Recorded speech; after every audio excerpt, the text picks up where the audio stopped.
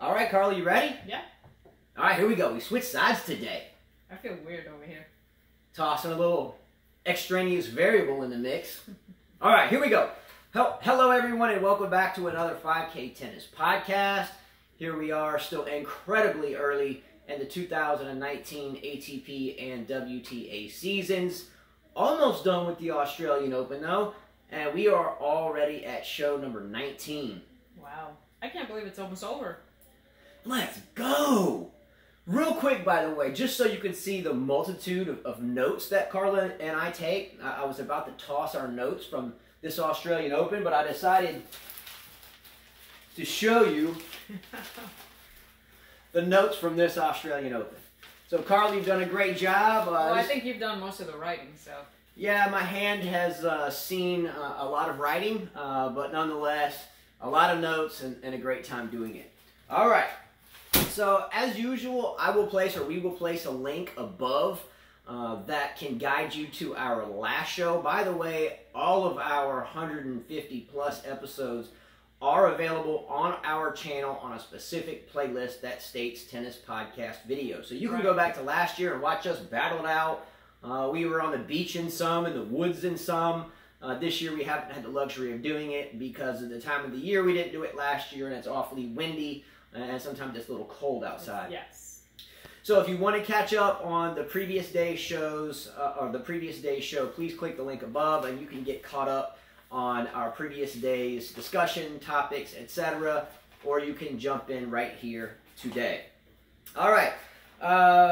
Moving forward, as always, if you follow the show, we always like to start every day with a list of shout-outs to those that were involved in the previous day's shows, or by telephone or email or some of our other platforms, and then special shout-outs to other certain people.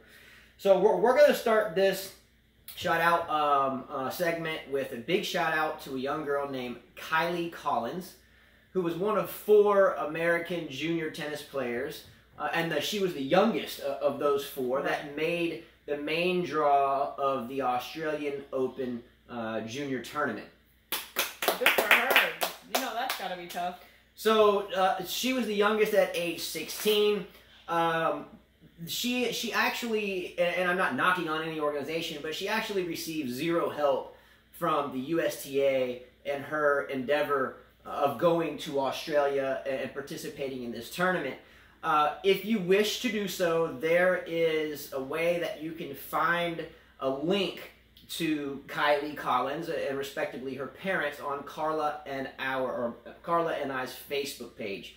So you can find Carla and I on Facebook at Justin, Justin, space Carla with a C, C-A-R-L-A, space Davis, D-A-V-I-S.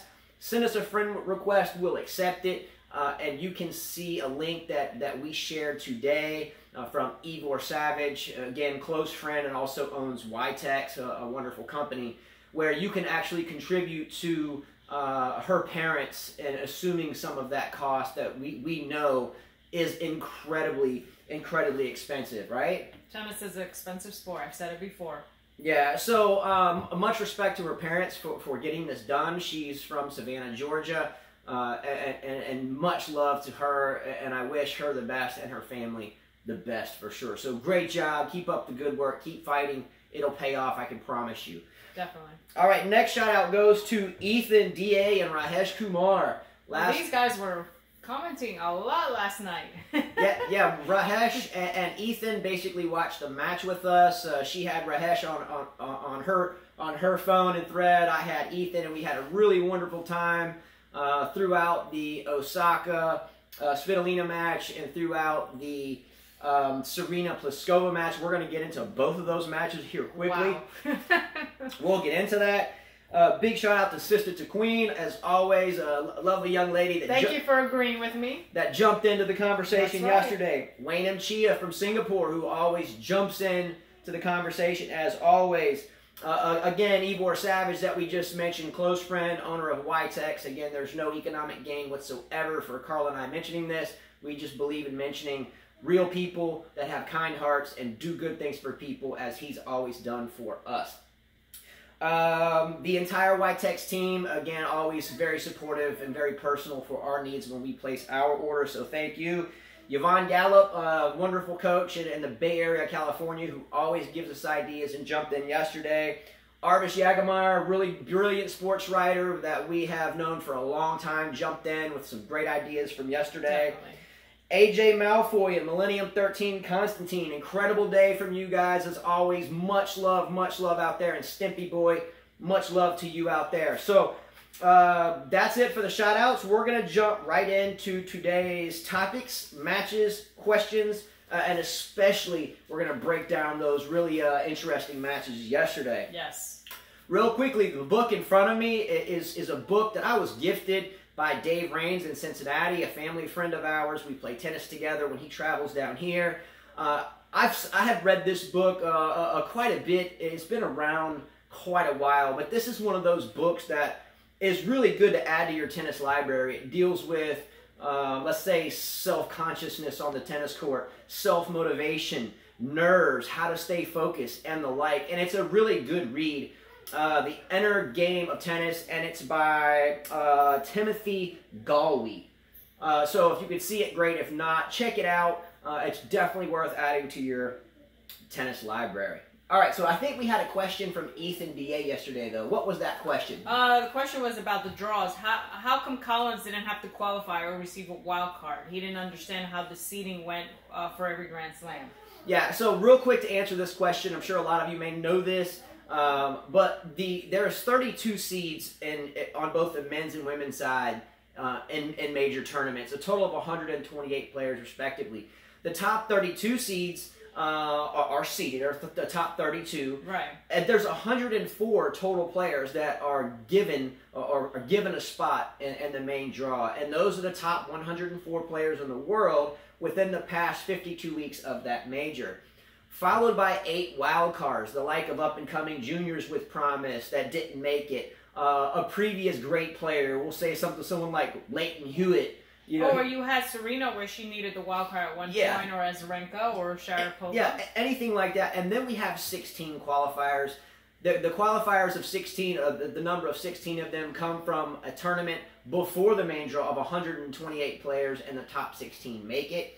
If any of those players...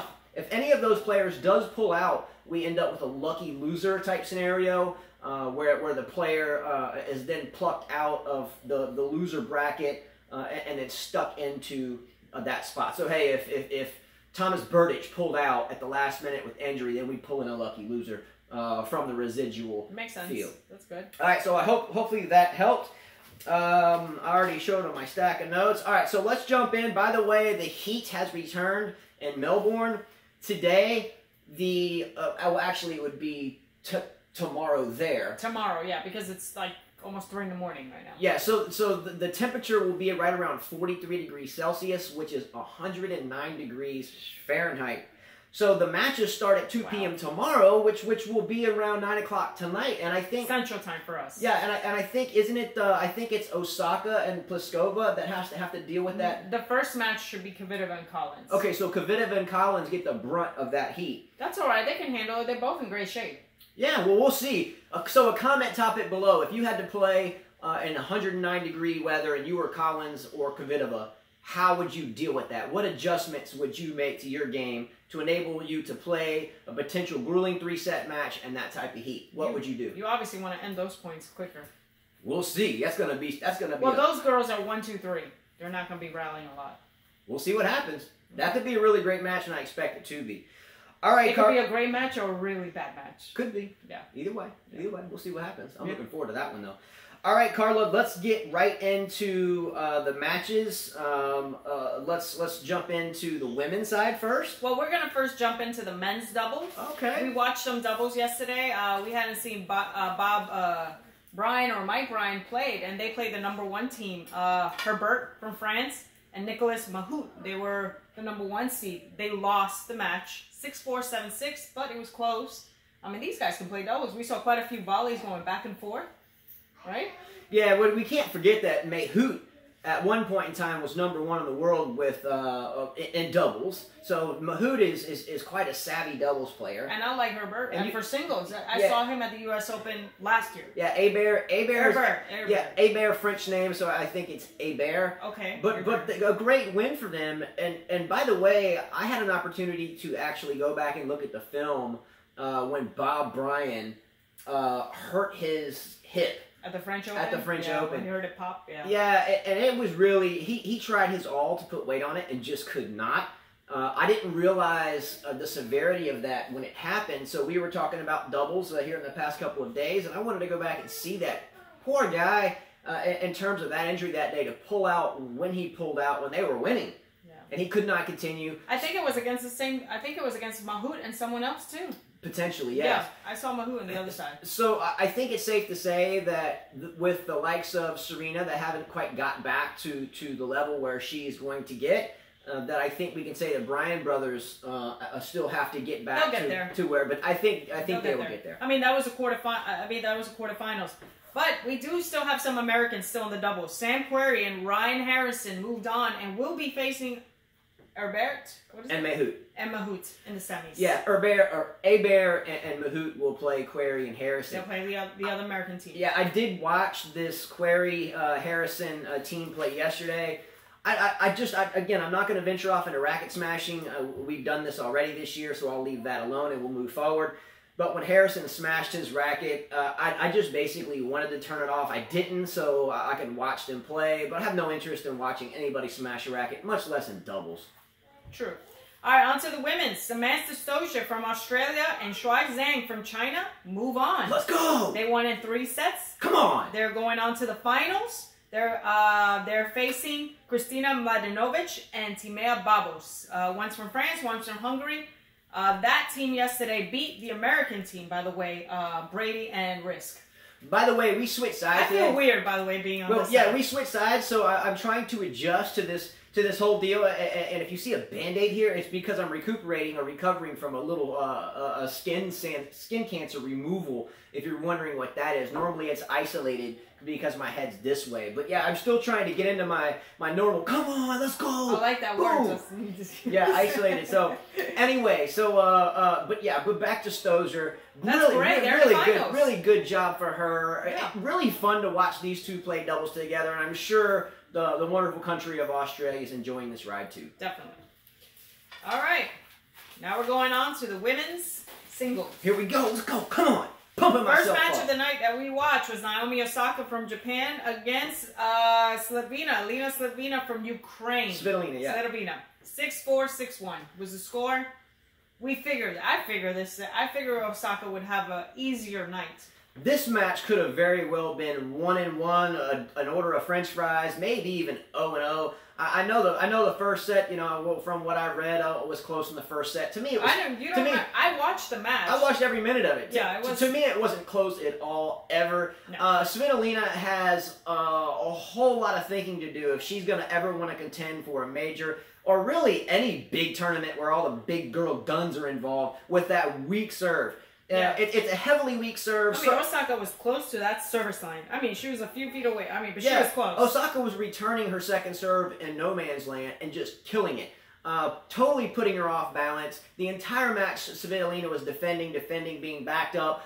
I think the one game she won in the second set, she tried to be aggressive, pulled the game out, but it was just, she still could not find her range. Well, there's times that she tries to hit the ball super hard, and if you're going to hit the ball super hard, don't hit it to the middle. At least use an angle, maybe more spin with an angle, not to the middle. If you're hitting to the middle hard, all the other player has to do is put their racket and use your power. And I don't understand that strategy. I don't get that one. For me, I don't know. Again, I'm not a super credible trainer, but if Svitolina is my student, I've got to put some power into her game. Monfils, show her how to serve.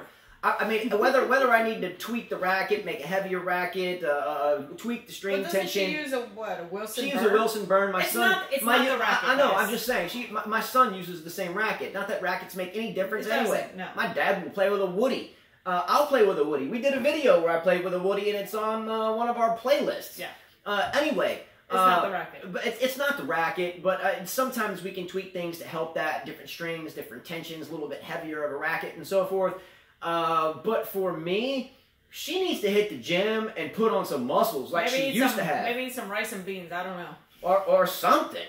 I don't know. But she had basically no shot against Osaka yesterday. Howell was 6'4", 6'1". You know, if you want to write that that's close, then so be it. But if you watch, well, she called the trainer on the second set. I think. If you watch the match, it wasn't close at all. Osaka is obviously now going to face off against. Well, Karolina Pliskova Ooh. from the Czech Republic. Yes, she defeated Serena Williams from the USA in 3 sets. It was a good match to watch. These were two big babes hitting the ball hard. I mean, one hit flat and one had a little bit more spin, and they were serving hard. It was a great match to watch. The score was 6-4, 4-6, 7-5, with Serena having 4 match points.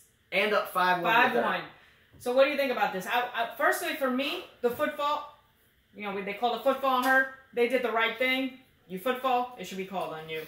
But then it looked like she kind of hurt her ankle a bit. Looked like it, and it looked like it changed her mind, her whole mindset during that match. So I'm gonna break this one down to the best of my ability and not dwell too much time on it so we can move on. I may get what you would call a little back and forth or a little shifty in my breakdown here for a lot of good reasons. So I'm just gonna let it rip. First of all, we cannot forget that we have to have some faith in our ranking systems, right? Yes. Pliskova is a higher ranked player, and let's just leave it at that. So that's just one variable. It means nothing. Okay, it means nothing. I think Goran Ivanisevic won Wimbledon as a wild card. Just saying. So it doesn't matter that much. He was ranked in the hundreds. So let's just think of that as just one variable in the millions of variables in tennis. A lot of people think one variable in tennis is simply first serve percentage or unforced errors or court condition or the tennis balls being slow. We cannot forget that there's about 100 billion or 1 trillion cells in our body. 1 trillion cells in our body, right? They're all acting as one big organism that are helping us get through every breath and every step that we take, much less an intense, grueling match of tennis. Right. First and foremost. Number one, in terms of the match play, Pliskova came out lights out. Boom, boom, boom. I thought that Pliskova was going to cruise maybe 6-4, 6-2 by the look. I did not. No, I didn't think so at the start. We both picked Serena. Yeah, the first set. You're saying after the first set. But after I saw the first set, I said, oh, Serena's in trouble here. Okay? Let me finish. I said, Serena's in trouble here. We can't forget that she's been playing back for 10 months. We know she's arguably the best player that's ever walked on the planet. We know that. But she is just 10 months removed from having a child. It takes. Well, she's more than 10 months. You mean she's been playing tennis. Sorry. Yeah, but she's still not. She still hasn't lost all the weight. Yeah, I mean, let's be real. You've had 5 children, and this last one, you're still not back, and he's 3.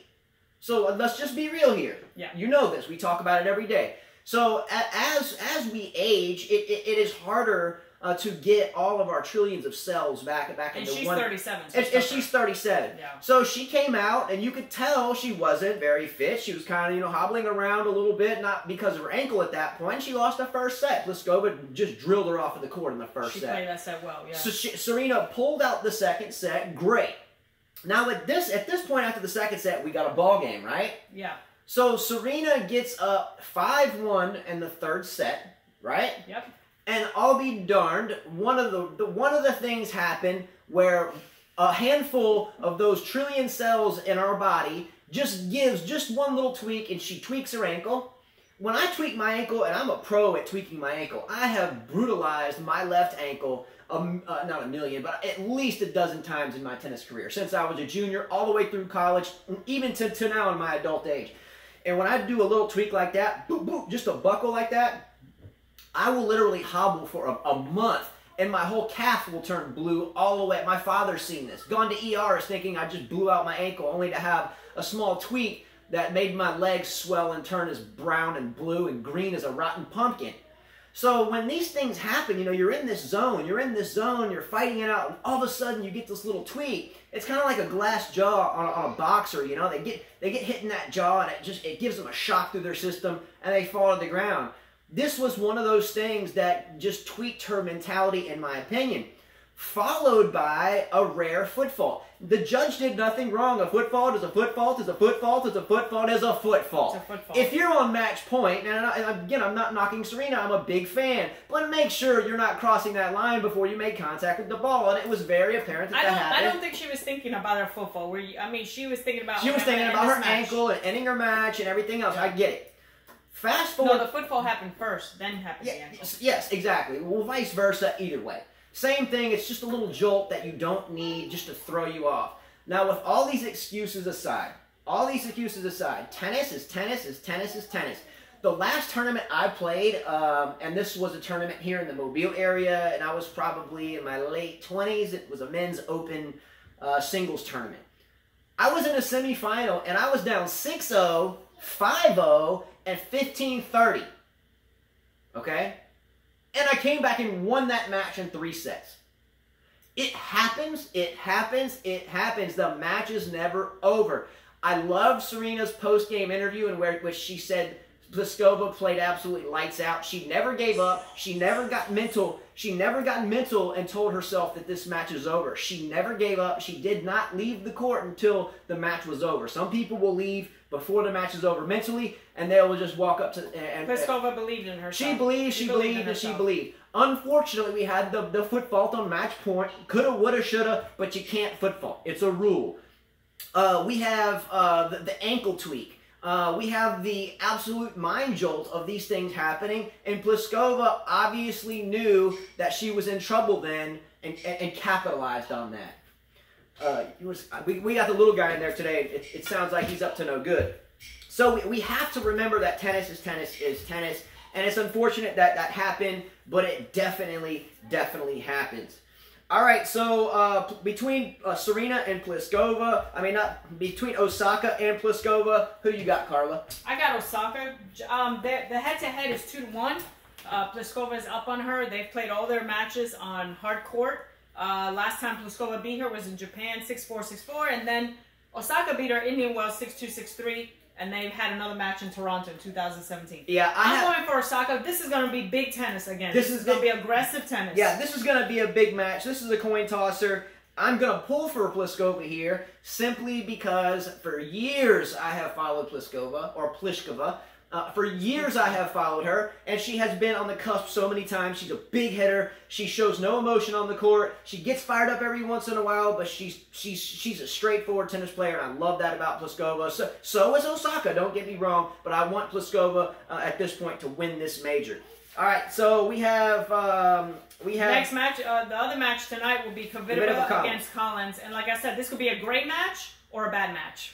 Depends how Collins comes out. Yesterday we discussed this, so if you missed and Kvitova's up 1-0. They played in Brisbane just a few weeks ago. Yeah, so if you missed our discussion yesterday on Kvitova and Collins, check out yesterday's show just for time reasons. I think Kvitova wins this match. I think so too. All right, let's move into the men's results from yesterday. First match that we watched, and what a disappointment. Lucas Pouille from France defeated Chilik. Milos Raonic, I'm sorry. I was looking at It's because we swap sides. I don't like I'm over here, she's over there, so he beat the Canadian in 4 sets. Milos Raonic, yeah. The score was 6-7, 6-4, 7-5, 7-6. Wasn't Raonic up 3-love in the first set? Yes. And I thought, oh, okay, this is going to be the same deal. He's beaten him 3 times. No problem. He should win this match. And then things changed. I did 5-up, 5-4, 5-5. I was like, what's going on here? I disagree with you saying it was a disappointment. For Raonic, it's a disappointment. He should have won that match. He would be in a semifinal right now. Well, yes and no. First of all, Pouille is the type of player that will beat the likes of Nadal, which he did at the U.S. Open a while back. Did anyone think Pouille was going to make it to the semifinals of the Australian Open? Did anyone? No, but however, Pouille has been in the top 10 or 5, maybe even one of the best younger players in the world a few years ago. I agree. He's a very good player. And even Pouille will tell you at some point he felt like he lost his way and needed to get remotivated, re-energized. Maresmo has done a great job for this. Raonic came out serving up 3-0, but his serve was obviously off, and he just kept hacking away at the backhand. Slice, slice, slice. We talked about this yesterday. We thought Raonic would win, but if he hacked away at his backhand, sliced his backhand all day, he would lose. His serve wasn't nearly where it should be after his first 2 service games, and Pouille hung in there and got the job done. Disappointing for Raonic, in my opinion. Next match wasn't even a match. I don't even want to talk about this match. Novak Djokovic from Serbia defeated Nishikori from Japan. Retirement 6-1, 4-1, and he retired. He should have let Carreño Busta play. I mean, seriously. Well, again, testament to Nishikori for grueling out so many matches and even playing in this match in the first place. Standing ovation, great tournament. Okay, standing ovation. But these two guys, Raonic and Nishikori, I mean, do they think about what's going to happen next in their career? They can't seem to get through those injuries. If I had a tenth of Nishikori's career, I'd be happy as a clam. But Djokovic is through. We're going to run out of time. Djokovic is through. So, we expected this. So we have Djokovic playing Pui. Who do you got? Of course, Djokovic. You have the 31-year-old against the 24-year-old. I've never played. Djokovic, I think, will cruise here, but... I don't know about cruise. Maybe 4 sets. But Pui has a shot, but I think it's a long shot. I think we see Djokovic in the final. Then we have a quick recap. Tsitsipas and Nadal. It's up 2-0 Nadal. I think it'll be Nadal's night to be in the finals, and he'll face Djokovic. I think Nadal wins and wins easily, and I think we'll have a Djokovic-Nadal final. I think this will be no competition for Nadal. Agree. All right, great job with draws, Carlo. I think that was it, right? Yeah, next time we're going back to we're switching sides. Yeah, we had a request. I feel so out of place. We had a request to switch sides, and after doing 150 shows, I feel out of place. Inside, outside, in the woods. No, usually outside you would be on the left, and I would be on the right, but it was different. It was outside. I just got used to this side. Yeah, I remember last year when we'd argue all the time. Yeah. That I was always on the left. Yeah. We see. Yeah, check out some of the older shows. We get into some pretty heated debates. Inside and outside, but this left side in here just kind of threw me all off for a little bit. All right, so real quick at the end of the show, the health topic of the day, and this is kind of a relative health tip or mindset that relates to this book, The Inner Game of Tennis. This book again deals with dealing with doubt on the court, keeping focused, staying confident. Not doubting yourself at all, staying positive, and how we can do that. So, a few examples that I do. I'll give you a couple examples that I have. Believe me, Carl and I, with 5 kids, have plenty of reasons to get down in the dirt sometimes, you know, but we always try to find a way to lift ourselves up. Number one, Carl and I always like to go out and play tennis. Yes. Okay, that helps the day out. So definitely does. So getting a workout in. I used to have, when I was studying psychology, a psychologist that would always tell me when I got down in college, think about, Justin, what's the worst that can actually happen? Okay, if you find yourself down and out and you're worried about something happening, what is truly the worst that's going to happen? Are you going to be killed? That would be pretty tough. That would be the worst thing. Are you going to go to jail? Okay. Possibly. Okay. What's the worst that can happen? And ask yourself, you know, if the worst that's going to happen, I have someone call me to pay a bill or something. Just think about it. What's the worst that can happen? And I can promise you the worst that can happen usually won't kill you. Right. Try to stay positive. Oh, yeah. And then tell yourself whatever the worst can happen is, I've probably been through worse already, right? Yes, definitely. I agree with that. Talk to a friend, a family member. I always like talking to Carla or looking at one of my kids that makes me smile, right? That's the way I can deal with staying focused and positive. I like to pump myself up, like just saying, come on, let's go. That's why I do this on the show. Or he does push-ups. Or I do 30 push-ups. Yeah, I do like 30 push-ups or 3 sets of 30, like 90 push-ups before every show, just to get my head going. So whatever you need to do it and try to find something that you can do. But we're asking you, what do you do to stay positive? And if you don't, what do you think you should do to remain positive? That's a good one, Justin. All right, so that's it, everyone. Have a great and positive day. So far, it's been an incredible ride with all of you this year. Again, show number 19, and we're hardly a couple of weeks into the 2019 season. Let's go! Good job, Carla. Let's get busy. Thanks so much to all of you. Without you, this show is definitely not possible. We would just continue to do this in our own kitchens or bedroom or wherever we talk tennis garbage like we have. I don't mean garbage, but smack talk like we've done for so very long, many years. Yes. But thank you for letting us bring it to you. Thanks so much to Ivor Savage and the entire YTEX team. Again, we mention this because it's a company that I firmly believe has a passion for tennis and not just a company that you call to order something, you're just a number. It really makes it personal. Again, not an economic gain whatsoever, and that's a promise, but we believe in good people, and that this entire team is. A big shout out again to Kylie Collins, the young American girl that made the Australian Open main draw. Let's go, and great job to her parents for getting her there, and good luck to her. Once this tournament ends, Carla and I are going to take about a week off. We do have some play testing and string testing to do with some YTEX stuff. And some high school tennis coming up. And some high school. Season starts. So we coach a high school team. We've got to get to that. We get sidetracked with bills and our income this part of the year, hence why sometimes we'll mention if you want to contribute, please feel free to do so in the PayPal link below the video in the description field. It usually never happens, but believe me, we put a lot of work into it. And hey, sometimes we get backed up, so it's nice to kind of ease out of that hole after these tournaments. That's it. So again, click a like below, subscribe below, share the videos. That's how we grade ourselves. Contribute if you wish. And as always, Justin will say... Oh yeah, I gotta say adios. So I'll do it this time. So what I'll do is I'll say something new. So again, share the videos, like below, contribute, and as Justin always says, come on, let's go! Let's go! Come on!